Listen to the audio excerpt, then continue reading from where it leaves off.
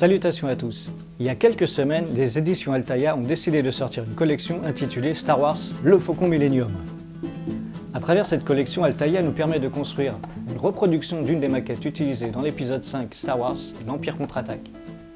Et comme je me suis abonné à la collection, j'ai décidé de partager avec vous l'évolution de la construction de ce faucon. Bon, la collection fait une centaine de numéros, mais rassurez-vous, pour que ce soit attractif, j'ai décidé de faire une vidéo tous les 5 numéros de la collection. De cette manière, j'aurai suffisamment de morceaux pour construire un petit peu du Faucon Millennium. Bon alors attention, calmons nos ardeurs, je ne suis pas maquettiste, donc ne comptez pas sur moi pour vous donner des conseils de pro. Cela dit, il me semble que dans les fascicules, on aura droit à des trucs et des astuces pour personnaliser le faucon. Voilà, j'ai suffisamment parlé, maintenant on démarre la construction du faucon. Maintenant. Donc nous commençons avec le numéro 1. Donc là je vous fais une petite présentation des pièces. Alors ça ce sont des pièces que j'ai achetées en librairie, puisqu'on sait que maintenant les pièces sont un peu différentes. Donc dans les fascicules on devrait trouver donc un peu d'histoire du faucon. C'est vachement bien illustré et c'est très intéressant. Si vous ne connaissez pas l'histoire du faucon, vous pouvez retrouver toute l'histoire là-dedans. Un peu d'histoire d'ILM aussi, ici et là. Tout est décortiqué, hein, les pièces, chaque élément du faucon. On apprend même qu'il y a des angles morts et c'est vraiment intéressant. Et enfin, les présentations des pièces avec le montage. Rien d'extraordinaire sur ce numéro 1. Avec le fascicule numéro 2, on a un beau tournevis, mais bon, chacun fait ce qu'il veut. Personnellement, j'ai pris des tournevis magnétiques, parce que vu la taille des vis, je ne vous raconte pas. Hein, si vous regardez bien, c'est un vrai cauchemar, ces vis. Alors, là c'est pareil, c'est la pièce qu'on trouve en librairie ou qu'on peut commander pour se faire changer. Parce que là c'est pareil, ici, là, sur les bords, c'est pas la même chose que sur celui qu'on a en abonnement. Enfin, les premiers abonnements, en tout cas, on a eu des pièces différentes. Alors, le fascicule. Rebolote, encore un peu d'histoire. Alors, il y a vraiment 100 numéros, donc ils ont intérêt à bien dispatcher l'histoire du faucon, parce qu'on va vite faire le tour avec 100 numéros. Enfin, il parle un peu aussi des pilotes et des copilotes. L'histoire rallongée. Il rentre dans les détails dans certains endroits du vaisseau, comme par exemple ici le cockpit. Et là on commence à revoir, alors là, un vrai cauchemar. Il y a 5 vis différentes, et elles sont toutes minuscules, donc je vais mettre mes grosses lunettes à triple foyer pour pouvoir monter le faucon. Ça va être un cauchemar, mais on va bien rigoler quand même. Donc encore explication des pièces, comme d'hab. Et on passe au numéro 3. Là, encore des pièces. Alors là, vous remarquerez que plus on va avancer et moins il y aura de pièces. Parce que, comme je le disais tout à l'heure, j'ai un peu me répéter d'ailleurs, avec 100 numéros, ils ont intérêt à bien dispatcher les trucs. Alors forcément, on a des morceaux pour qu'on puisse continuer à suivre la collection. On a des morceaux qui sont dispersés. Là, on a un peu la cabine de pilotage, un petit peu de l'extérieur. Donc le fascicule, on continue. Là tout d'un coup il n'y a plus de faucon, c'est un X-Wing. Donc là ils ont commencé à trouver l'astuce pour nous faire durer le plaisir plus longtemps, pour qu'on suive les 100 numéros. Les instruments de contrôle arrière, on en apprend aussi pas mal. Il rentre un peu dans les détails, mais c'est quand même intéressant parce que quand on va monter la maquette, on pourra se référer, savoir en fin de compte à quoi correspondent un peu les différentes parties de ces morceaux de cabine. Un truc intéressant, ils ont recyclé à mon avis, hein, parce que comme les Altaïa ils font aussi les collections de voitures, ils ont recyclé les fauteuils de voitures Porsche, je ne sais plus quoi. Donc rien n'est perdu chez Altaïa, comme vous pouvez le constater. Et on continue avec le numéro 4. Il y a de moins en moins de pièces, hein. Je le disais tout à l'heure, il y a la taille des vis par rapport à un doigt. C'est pas possible. Comment je vais faire? Je vais prendre un abonnement à la NASA pour voir un satellite. C'est pas possible. Ah, encore un X-Wing, tiens donc. continue. Ah, ça c'est intéressant aussi. On a des petites anecdotes de chez ILM. Alors, structure panneau et de la coque. Mais mine de rien, les fascicules sont vraiment intéressants. Tiens, ça commence déjà à expliquer comment on va... Enfin, je crois. Une structure par niveau. Une construction par niveau. Bon, on verra. Non, ça va être plutôt les détails de construction du faucon tel qu'il est dans le film. Et on continue encore avec les explications. Ça devient de plus en plus intéressant. Et là, on en est déjà au numéro 5. Et là, ils font des économies sur le carton. Hein. C'est que du plastique. Serait-ce un défaut de fabrication? Non, c'est censé être une impact. Enfin, on verra ça plus tard. Alors, de quoi ça cause? La corporation? Ah, intéressant. Une corporation. Ah, un petit antilleux. Ça, je ne sais pas ce que c'est, une poignée de toilette, je ne sais pas. Ah, les variantes officielles du faucon. Ah, ça, c'est intéressant, ça commence à être intéressant. Faut avouer. De plus en plus intéressant, n'est-ce pas? Ah, l'électronique commence à taper l'incruste. Voilà, allez, on attaque, c'est parti. Alors rassurez-vous, je vais vous éviter le calvaire du déballage, mais je voulais juste que l'on voit, pour ceux bien sûr qui ne sont pas abonnés, hein, qui ne font pas le faucon, que chez Altaïa, ils ne font pas semblant dans l'emballage. On a aussi bien le déballage, le plastique externe, qu'un plastique interne qui retient toutes les pièces. Et on y a droit à chaque numéro. Donc qu'est-ce qu'on a avec le numéro 1? On a une pièce en résine qui va représenter un morceau du faucon.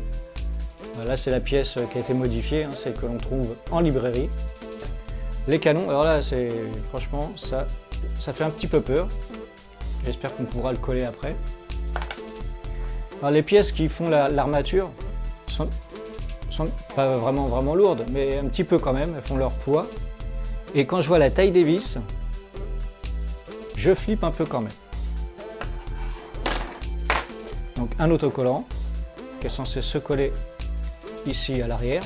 Allez, on attaque. Allons-y pour le canon. Bon, alors, on va essayer de ne pas perdre les vis. Alors, ils disent, tu prends ça dans ta main, comme ça. Tu prends ça de l'autre côté. Et tu colles un machin. Celui-ci.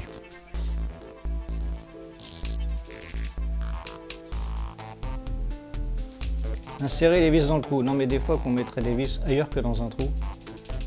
Alors il y a 4 vis. Il en faut 3. Tac. Tac. Et tac. Parfait. D'accord. Ok. On reste cool et on commence à visser.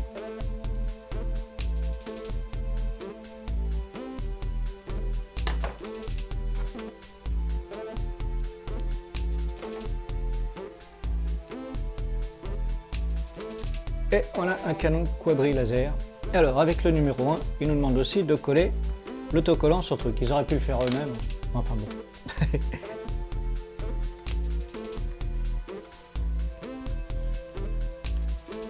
Ça colle les doigts leur truc.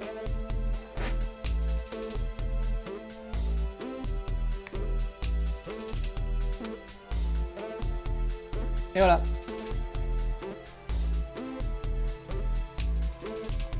Normalement, ça devrait le faire. On devrait pouvoir mettre ça dedans. Et voilà. Bon, on est loin d'avoir fini. Hein. Et on continue.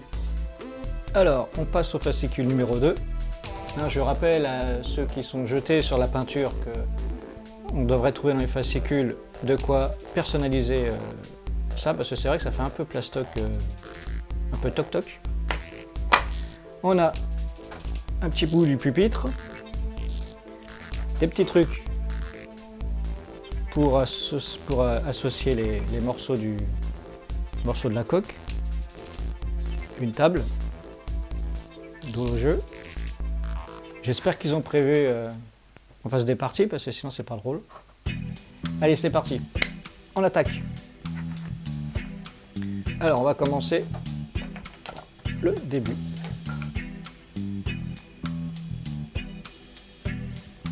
Et des tout petits trous parce que c'est pareil, il devrait y avoir de l'électronique là-dedans. Voilà, ça me semble à peu près correct.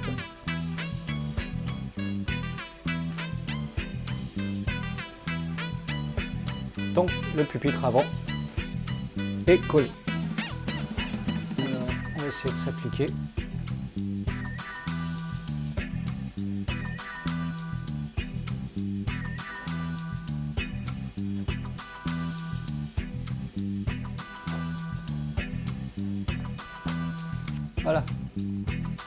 Voilà.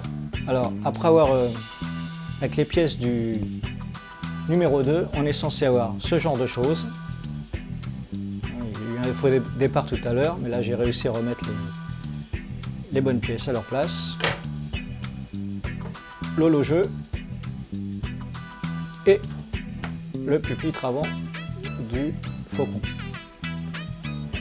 Allez, on enchaîne avec le numéro 3. C'est parti, youpi!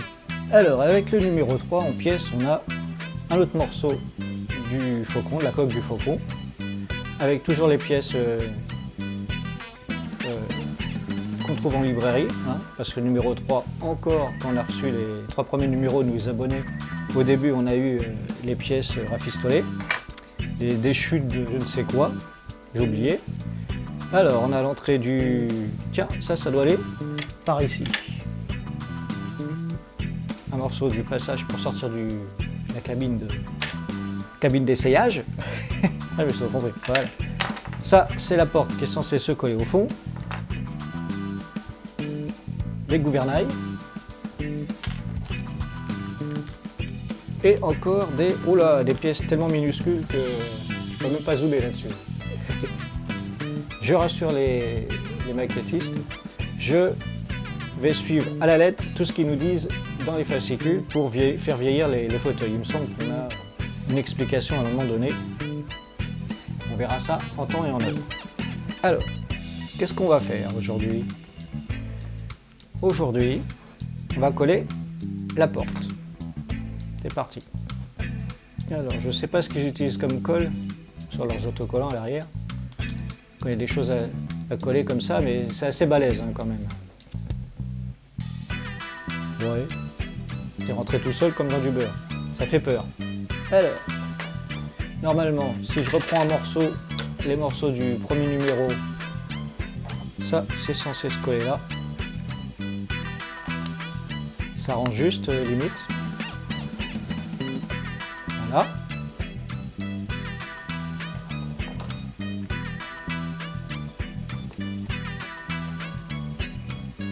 Alors normalement, à un moment donné, il me semble qu'il va falloir utiliser de la colle parce que toutes ces petites pièces là, c'est pas rassurant de les voir flotter comme elles flottent.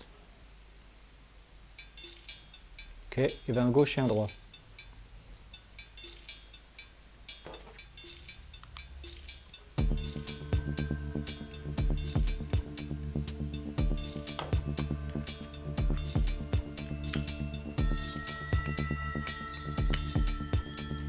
Et voilà, on a la cabine du faucon. C'est pas terminé, il y a encore pas mal de pièces. Alors j'ai pas collé les deux petits là parce que ces pièces là, elles sont tellement minuscules, j'ai peur de les perdre, donc je préfère attendre de faire un peu de peinture là-dessus, de vieillir toutes ces pièces là, pour finir de coller ça après. Bon, pour l'instant ça ressemble pas vraiment au faucon cette histoire. Voilà, on a fini avec le numéro 3 déjà, il n'y avait pas grand chose à faire. On enchaîne avec le numéro 4. Alors, avec le numéro 4, on a très peu de pièces, vous pouvez le constater. Faut pas oublier que c'est censé faire 100 numéros, donc on ne peut pas tout nous mettre d'un coup. On n'a pratiquement rien. On a cette petite chose là qui est censée se mettre ici. Normalement. Voilà. Et ces deux là, ces deux pièces là qui sont censées se rajouter ici, il me semble. Voilà. C'est parti pour attacher tout ça.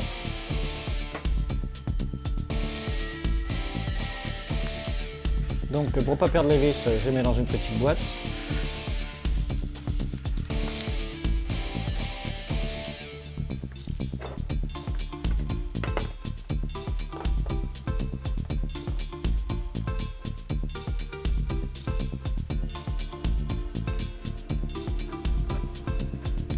Voilà. Ça commence à peser un petit peu son poids quand même. Alors normalement,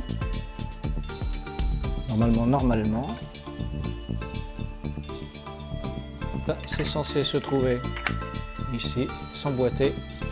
Avec des vis, on est censé faire tenir ça là. Oh, c'est beau. C'est un peu trop blanc pour moi. Il va falloir tarde pas trop à nous mettre nous expliquer comment peindre tout ça. Allez, assez rigolé. On passe au numéro 4. J'ai dit numéro 4 alors que c'est numéro 5. Alors, les pièces du numéro 5, on a une espèce de cube comme ça, de tuyau comme ça qui part en sucette. Des petits morceaux qui vont s'ajouter encore aux morceaux du cockpit. Et là, on commence enfin à voir un petit peu d'électronique. C'est une pièce qui va se rajouter aussi au niveau du cockpit. Bien que je trouve un peu étrange la façon dont ça va être installé. Et deux minuscules vis. Allez, jetons un œil à tout ça. Ces deux petits bouts là, normalement, on va remonter un petit peu tout ça. Si on tient ça comme ça, c'est censé venir comme ça.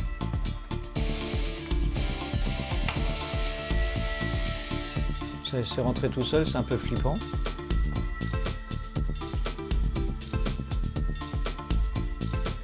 Donc ces deux pièces là servaient à... Ensuite on va ouvrir ça.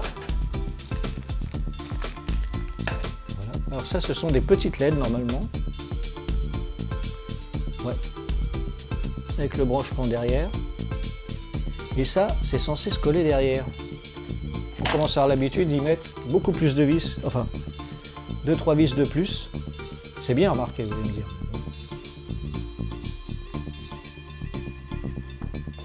Et on visse le bitonio là-dessus. Donc ça c'est censé alimenter, éclairer les parties qui sont ouvertes. De toute façon je vais démonter tout ça dès qu'ils nous expliqueront comment faire vieillir les fauteuils. Voilou, voilou, voilou. Et puis c'est tout. Ah si, il y avait ça que l'on est censé assembler. Bon, il faut pas le mettre bien parce que tout de suite parce qu'il y a encore des pièces à rajouter. J'imagine. Si je veux pouvoir retravailler dessus, on va pas l'assembler tout de suite. Alors c'est le Faucon quand il est sorti d'usine, hein, c'est vraiment nickel chrome. Mais enfin bon, les détails sont assez détaillé au niveau de la coque. C'était la présentation du montage des pièces, du fascicule 1, 2, 3, 4 et 5.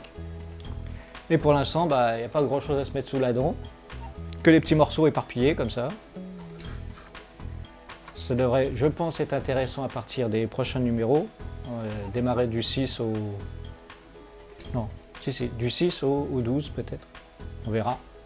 Si vous êtes sage, on continuera. Oups. J'espère que ça sera plus solide une fois monté. Allez, je vous donne rendez-vous au prochain numéro. On va continuer à assembler tout ça. Dire qu'il y en a pour 2 ans. Wow. Allez, à plus, salut.